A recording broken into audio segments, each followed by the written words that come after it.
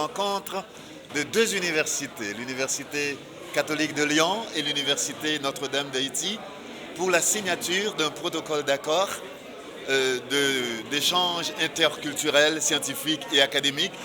Et le recteur Thierry Magnan, qui est recteur de l'Université catholique de Lyon, qui est aussi président de la Fédération européenne des universités catholiques et en même temps vice-président de la Fédération internationale des universités catholiques, est un ami de Notre-Dame et un ami personnel. Je suis heureux de l'accueillir. Nous venons de signer ce protocole d'échange entre les deux universités et voici la mise en contexte. Ça va constituer à quoi ce protocole d'accord? Ça va constituer surtout en des échanges d'étudiants, échanges de professeurs, échanges dans les recherches, de curricula, d'accompagnement vers la maîtrise et le doctorat, et en même temps la mise en place de bibliothèques en commun, tout ce qui peut permettre à nos deux institutions de servir mieux la communauté humaine en Haïti, en France ou au niveau de la planète. J'ai présenté ce que nous essayons de travailler avec beaucoup d'autres sur l'éthique des nouvelles technologies aujourd'hui, en particulier celles qui sont appliquées à l'homme, puisqu'aujourd'hui on est capable de modifier même le génome humain, avec des chances formidables pour guérir des maladies, mais aussi des questions d'éthique redoutables. Et on ne peut pas faire n'importe quoi dans tous ces domaines. Donc nos universités catholiques, dans le monde entier d'ailleurs, elles sont des bons lieux pour réfléchir à ce type de questions et puis apporter des éléments à la société tout entière pour que les choix des hommes politiques, les choix des industries soient faits en connaissance de cause et soient vraiment faits pour le service de l'humanité. Et pour nous, justement, pour faire ça, on a besoin d'interculturalité, on a besoin, et nos universités catholiques dans le monde entier, elles sont sur les 5 continents. Et c'est pour ça que je suis très heureux de venir en Haïti aujourd'hui. Alors, pour retrouver un ami, ça c'est fondamental, mais aussi pour que l'université dont je suis responsable, elle puisse recevoir aussi les richesses qui sont vécues ici, comme nous, on peut partager celles qui nous tiennent à cœur. C'est ça, me semble-t-il, aujourd'hui, la chance de la mondialisation. Et la concrétisation de cet accord entre nos deux universités en est un bel exemple. Et Haïti va bénéficier de quoi à travers l'UNDH, à travers les nouvelles technologies? Alors, nous sommes en train de regarder des formations, justement, qui utilisent ces biotechnologies pour le service de la santé humaine en particulier. Et donc, tout ce que nous pourrons mettre en commun et appliquer ici à Haïti, comme on essaye de l'appliquer dans d'autres pays, ça permettra d'enrichir nos deux universités. Et les formations, lorsqu'elles sont au croisement de plusieurs manières de voir la santé, de voir l'homme, elles deviennent de plus en plus riches. Donc j'espère que les formations lyonnaises vont grandir grâce à l'apport et à la culture d'ici à Haïti.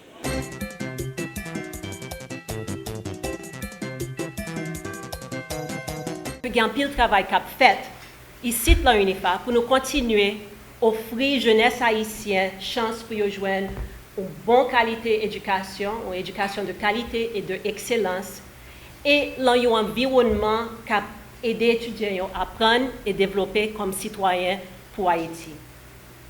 Année ça, c'est 5e année l'UNIFA depuis que nous avons relouvri porte en septembre, octobre 2011.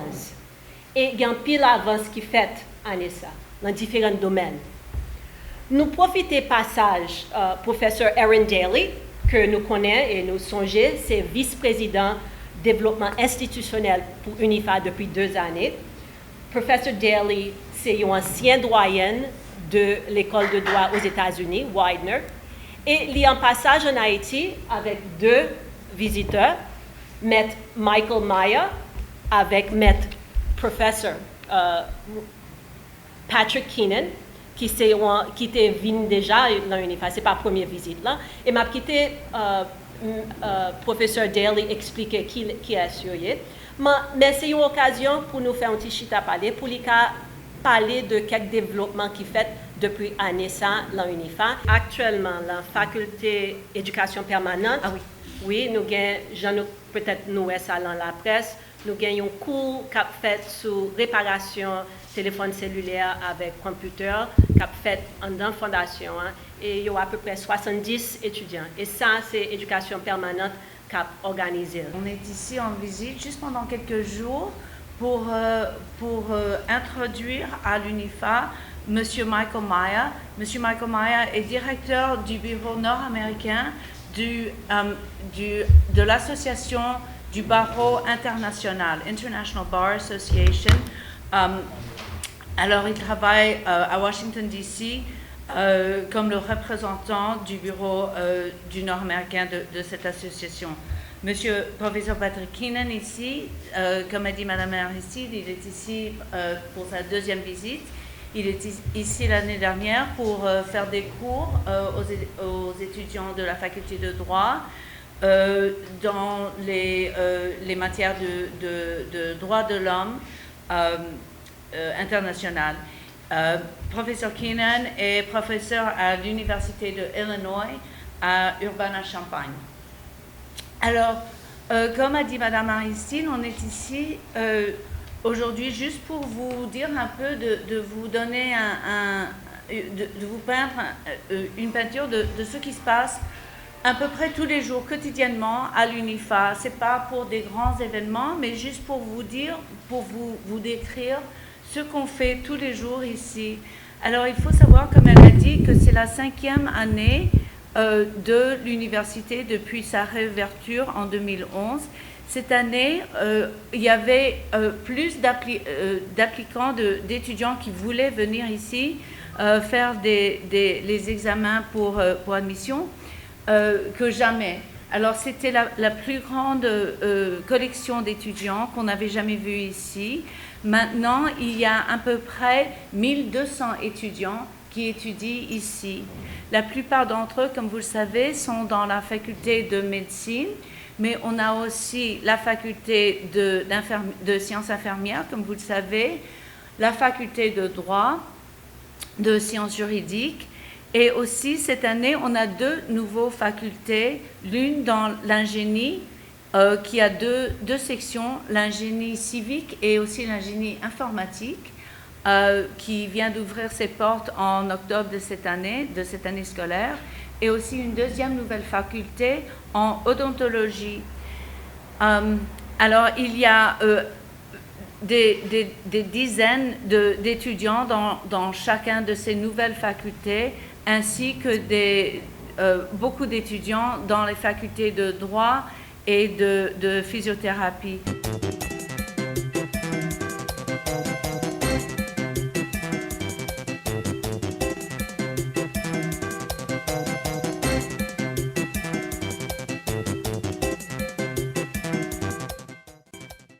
Nous faisons un peu d'activité qui a rapport à la santé sexuelle et santé reproductive, donc santé femme. Nous avons plusieurs programmes, nous avons un programme de planification familiale, nous avons nos soins prénataux, nous avons cliniques, etc., etc. Je dis à la particulièrement, nous là, c'est dans le cadre d'un programme que nous avons qui est un programme de réduction de risques et dommages liés à l'avortement. Qui ça nous réalise? Nous réalisons, je dis, que en dépit de tout effort qui gagne autour de mouvements féministes, jusqu'à présent, il y a une série de pays, par exemple par nous, qui gagnent une série de droits que mesdames n'ont toujours pas gagné. Et une droit, c'est droit au libre choix de pouvoir quimber une grossesse ou bien de retirer grossesse. Ça veut dire l'IVG, interruption volontaire de la grossesse. Donc je dis là, selon le cadre légal pays, un avortement, quel que soit genre lié, est illégal. Mais illégal jusqu'à quel niveau, jusqu'à quel point? Donc je dis spécifiquement, nous gagnons des experts qui, dans le domaine de plaidoyer, de parler pour essayer de faire changer la loi, pour être capable de discuter sur un aspect bien spécifique de information qui est lié à l'avortement et dialogue qui gagne avec un médecin et un patient autour de ce sujet. Mais ça, c'est une activité, c'est un élément bien circonscrit, bien précis, qui est entré dans le cadre de pilotage. Ça qui passe aujourd'hui. En Haïti, nous avons un plus gros taux de mortalité maternelle dans les Caraïbes. Et en dedans tout ça, nous avons gagné un avortement qui fait dans des conditions non sécures et illégales et représente 33% chiffre ça. Donc, tacler conditions illégalité et clandestinité avortement permettent à un certain niveau plus accessible d'ailleurs par rapport à certaines causes, il a réduit sensiblement gros chiffre ça qui dit que il y a trop femmes aujourd'hui qui perdent la vie pendant y a baillé la vie parce que yo pas veut qu'un grossesse là. Donc on y est entré dans un paquet de l'autre dynamique. Est-ce que fille a un droit ou pas? Est-ce que société a accepté ou pas? Est-ce que service est disponible ou pas? Est-ce que fille a une information ou pas? Est-ce que fille connaît qui doit ou pas? Et qui limite doit fille en Haïti? Donc, j'aime te dire là, c'est un bagage qui entre dans le cadre, dans le domaine très large, mais nous voulons faire avancer discussion avec jeunes, avec associations, avec médias, avec toute population générale, pour être capable de comprendre qui dynamique que pour famille aujourd'hui a entrer pour renforcer ça qu'a fait déjà. Parce que nous faisons partie de plusieurs collectifs des femmes, collectifs des droits humains, etc., pour faire avancer cet agenda. Donc, mais c'est dans le cadre de ça que nous évoluons. Alors, finalité, c'est qui ça? C'est pour nous aboutir avec la légalisation de l'avortement? Non, moi, ce n'est pas légalisation, moi, c'est dépénalisation. Alors là, c'est un terme très technique, parce que légalisation veut dire que Jean-Monsieur Remédian, c'est barrière libre. Nous, on est venu là, les audio. Mais pour le moment, ça c'est un objectif qui est souhaitable, mais il faut tout l'autre bagaille à point tout. Il n'y a pas qu'à faire lui-même pour compte lui. Parce que je dis que, au point de vue santé sexuelle et reproductive, par exemple, jeune fille, plus à risque pour un bagage comme ça privé. Mais, jeune fille, par exemple, qui est à l'école là, il moins à risque. Le niveau d'éducation plus élevé, plus ou gain des filles qui entrent là, par exemple, activité sexuelle, bonheur. Qui gagne petit monde bonheur. Donc j'aimerais dire li entre dans bail qui pilage. Et deuxième bagage, je dis là dans cadre spécifique contexte légal haïtien, nous besoin montrer que dame qui t'a choisi voir ça, il y a des recours en dans limitation la loi. Et c'est ça qu'a fait des discussions ça qu'a fait je dis avec deux experts. Mettre exhumé et mettre Théo avec participants pour être capable de connaître qui limite qui doit pendant les complètement illégal.